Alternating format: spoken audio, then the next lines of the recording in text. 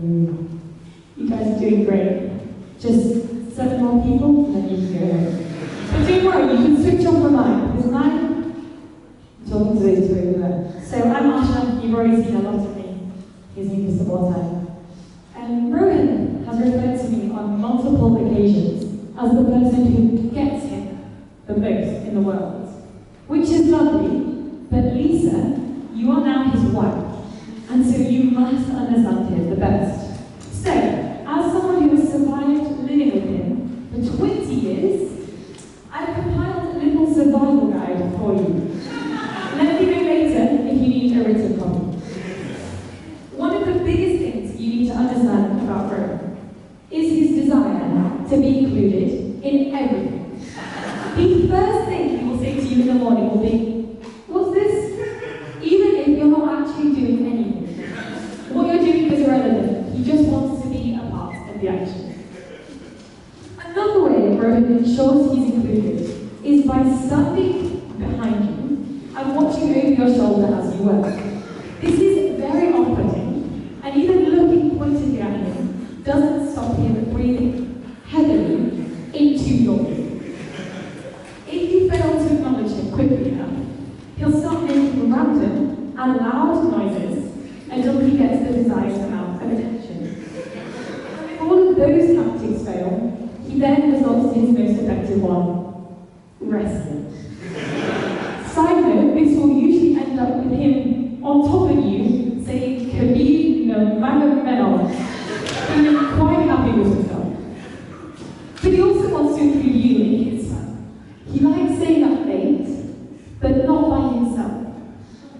Now Lisa, I know that you will be asleep before him, but on the off chance this ever happens, let me just tell you about it. You'll be very tired, you'll be ready for bed, you'll be watching the next episode of whatever it is that you're watching, and you'll say, "I'm going to bed." And Rohan will bat his eyelids and say, please, just one more. So you'll say, "Okay, fine, one more." 2 minutes into this new episode, for which you have so sacrificially stayed up, he will be fast asleep and snoring loud. And you won't be able to escape because he'll be asleep on top of you. This brings me on to the next thing, something which may well have become clear over your time together so far. You are his wife, but you will also have to be his childminder. This 23-year-old man, and most 3-year-old children, have a few things in common. Firstly, some children have teddies or comfort blankets. My brother has his wok. I do mean a wok like the thing you cook with. I do mean that.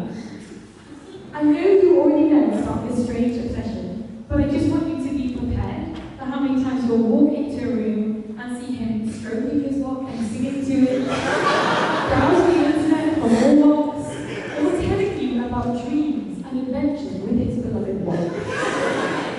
Also, with his childlike curiosity, as soon as you arrive at new places, Rohan likes to start wandering. He doesn't just wander in love, no. He walks around, opening things and breaking things, and then looks for a place that will work as a wrestling match and fight someone. My suggestion would be leaving him in a car with the windows open and the door locked, or just distracting him with food in the hopes he'll stay in that place.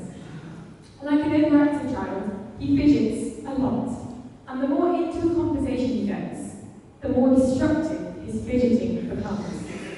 He's not angry, he's just really invested in the discussion. I would advise you to keep delicate and dangerous objects away from him. I have briefly mentioned his loud noises and loud breathing, but something you won't yet know about is what he does in his sleep. Now, I sleep in the room next door, we share a wall, and over the years, I've woken up many times in the night thinking he was calling for help or being attacked. Upon closer investigation, I found it's just him speaking at an unacceptably high volume in his sleep. It's not something to worry about, and Lisa, you'll be fast asleep anyway.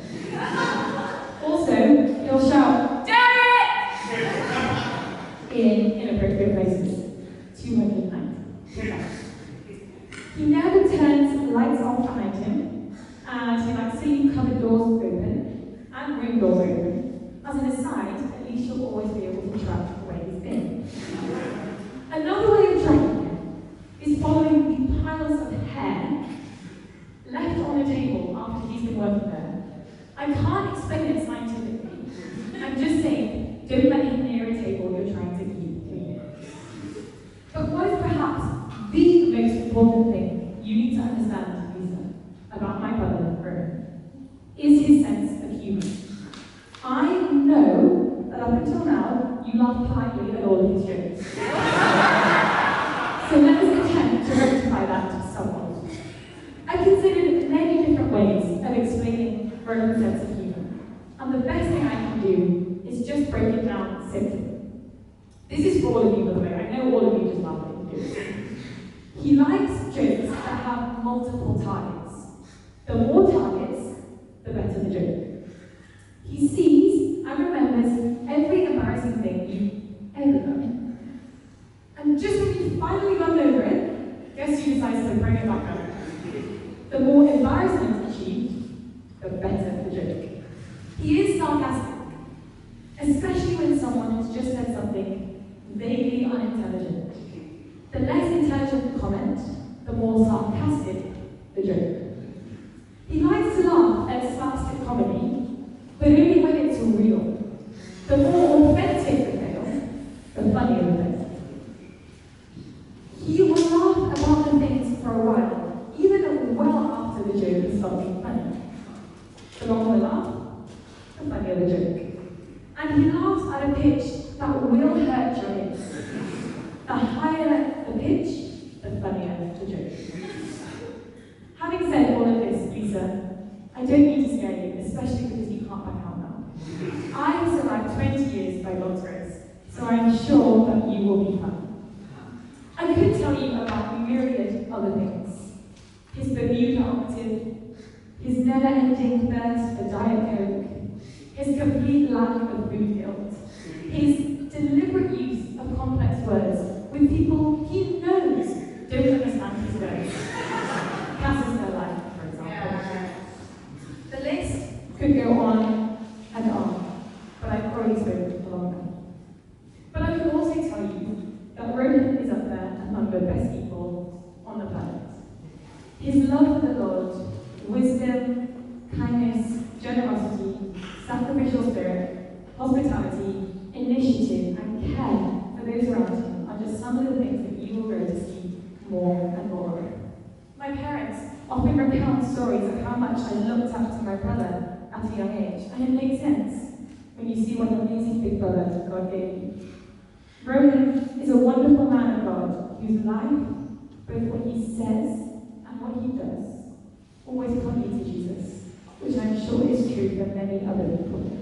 Here, I cannot believe that the brother who used to limit me to 2 hugs a year, one on my birthday and one on Christmas Day, is the same brother who has just got married.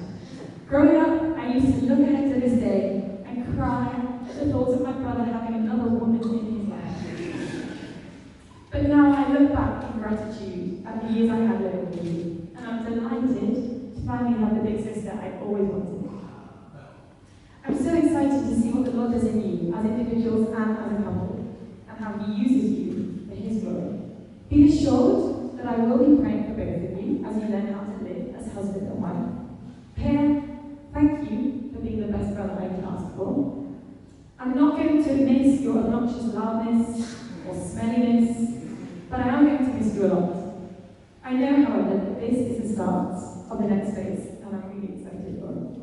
Lisa, welcome to the family. I'm only a call away if you ever need advice on how to annoy him. And if you ever find a tactic that's actually successful, please let me know. The last thing I want to do is give you a gift.